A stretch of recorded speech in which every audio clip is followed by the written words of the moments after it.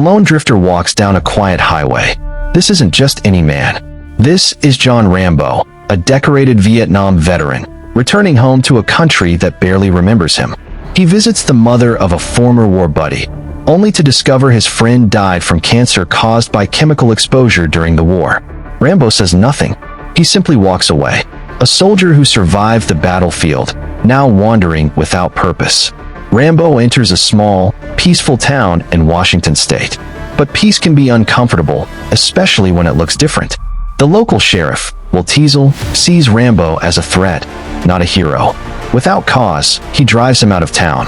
No crime, no violence, just prejudice.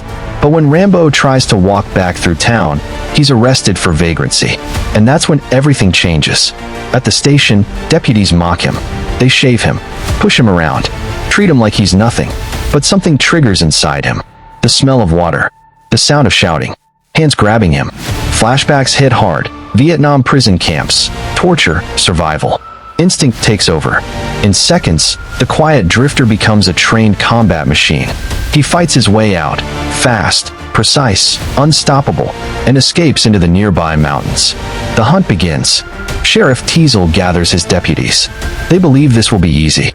Just one man in the woods. They don't understand who they're chasing. Rambo isn't running blindly. He's calculating. He uses terrain, camouflage, silence. When deputies corner him on a cliff, he leaps into a forest canopy below, injured but alive. The forest becomes his battlefield, and this time, he controls the war.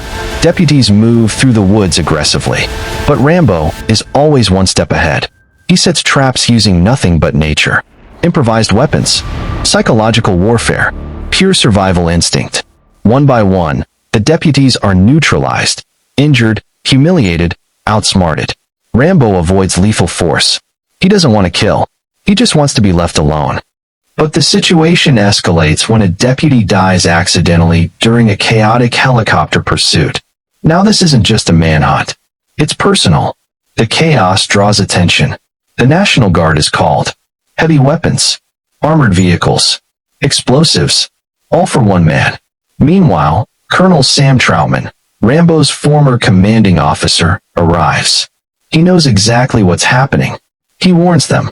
They didn't start hunting Rambo. They started hunting a soldier trained for survival at any cost. And now they can't control him. The National Guard sweeps the forest. But Rambo turns their own tactics against them. He ambushes supply lines, disables vehicles, outmaneuvers trained units using guerrilla strategy. At one point, he's trapped in an abandoned mine. An explosion seals the entrance. They assume it's over. But Rambo survives, crawling through darkness and mud, refusing to die. He emerges not as a fugitive, but as a force. Night falls, and Rambo returns to the town that rejected him. Systematically, he disables infrastructure. Power goes out. Gas stations ignite. Police vehicles are destroyed. Not random chaos, targeted retaliation. He avoids civilians. His anger is aimed at authority. Sheriff Teasel realizes too late. This was never about crime. It was about pushing a soldier too far. Inside the darkened police station, Rambo and Sheriff Teasel confront each other. Both wounded. Both stubborn. Outside, Colonel Troutman arrives. He knows Rambo isn't a monster. He's a man broken by war, and by the way he was treated when he came home. The colonel steps inside to talk him down. And that's where we leave the story. Because the real battle was never in the forest. It was inside a soldier who came home, but never truly returned.